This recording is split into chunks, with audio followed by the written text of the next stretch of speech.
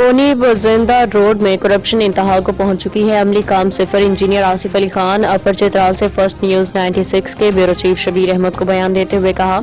اپر چترال معروف سماجی و سیاسی شخصیت انجینئر آصف علی خان نے بونی بزندہ روڈ کے حوالے سے سنگین الزامات عائد کرتے ہوئے کہا ہے کہ محکمہ C&W اپر چترال نے 10 کروڑ روپے سے زائد ایڈوانس پیمنٹ تو کر دی ہے، لیکن تاحال زمین سطح پہ کوئی عملی کام نظر نہیں آ رہا۔ انہوں نے کہا کہ یہ نہ صرف علاقے کے ساتھ ناانصافی ہے بلکہ پاکستان تحریک انصاف کی ساکھ کو بھی نقصان پہنچا رہا ہے۔ آصف علی خان نے پاکستان تحریک انصاف کی اعلیٰ قیادت سے پرزور مطالبہ کیا ہے کہ اس معاملے کو سنجیدگی سے لیا جائے اور کرپشن میں ملوث تمام ذمہ داران کا احتساب کیا جائے، تاکہ نہ صرف عوام کے حقوق کا تحفظ ممکن ہو بلکہ پارٹی کی شفافیت اور ساکھ بھی قائم رہ سکے۔ مزید کہنا تھا کہ ترقیاتی منصوبوں میں کرپشن ایک قومی جرم ہے جس پہ خاموشی مجرمانہ غفلت کے مترادف ہے۔